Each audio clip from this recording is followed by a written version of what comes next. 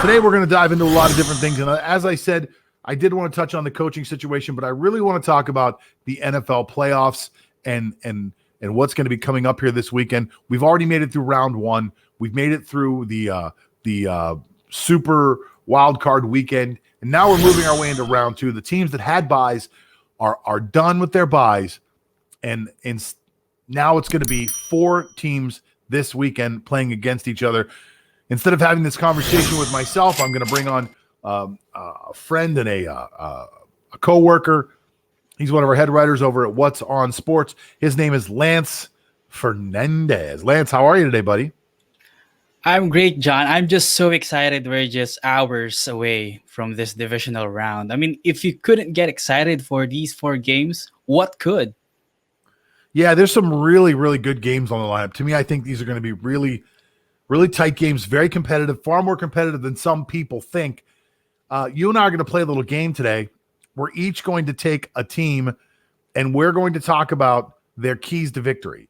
We'll talk about offense, then we'll talk about defense, and we'll go back and forth. And at the end, we'll try to give people a better view and a vantage point of this game from our eyes. So the game we're going to start with first is we'll start with the Ravens against the Bills.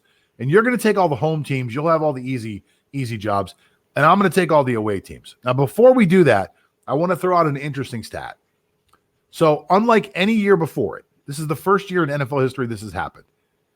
Home teams actually had a losing record this year.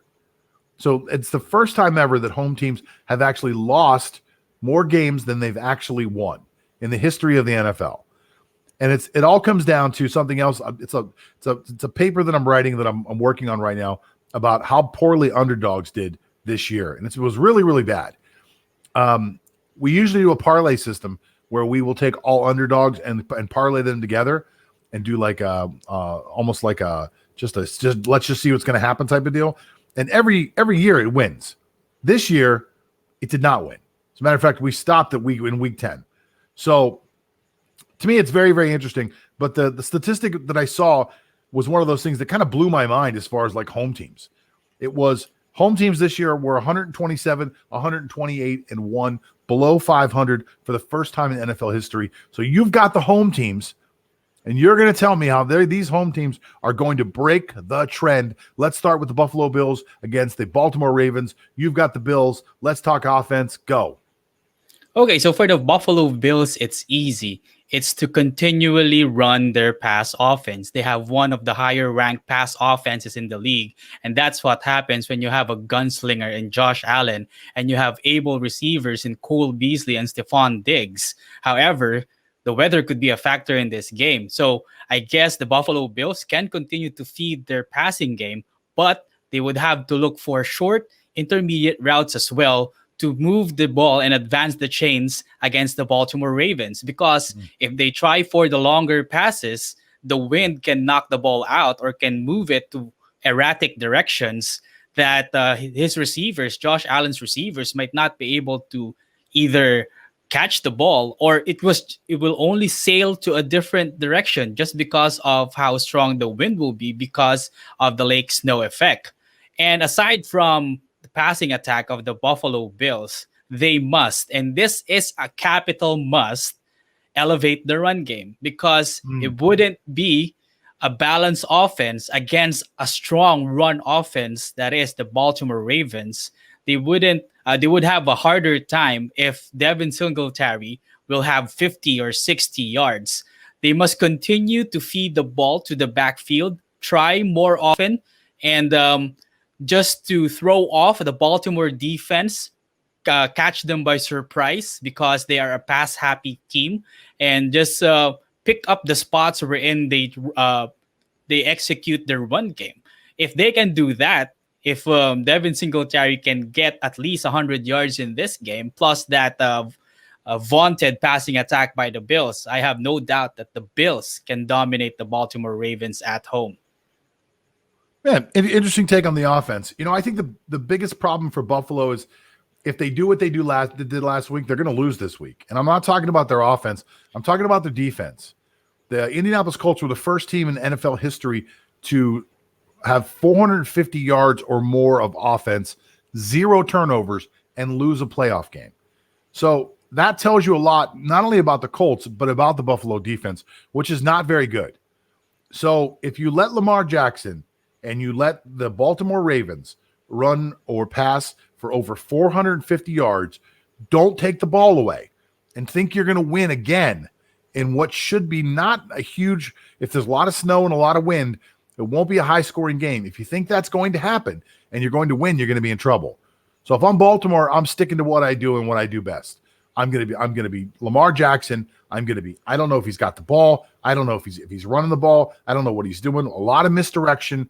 And when it's not misdirection, I'm smashing you right in the mouth with Gus Edwards and J.K. Dobbins and the rest of the crew.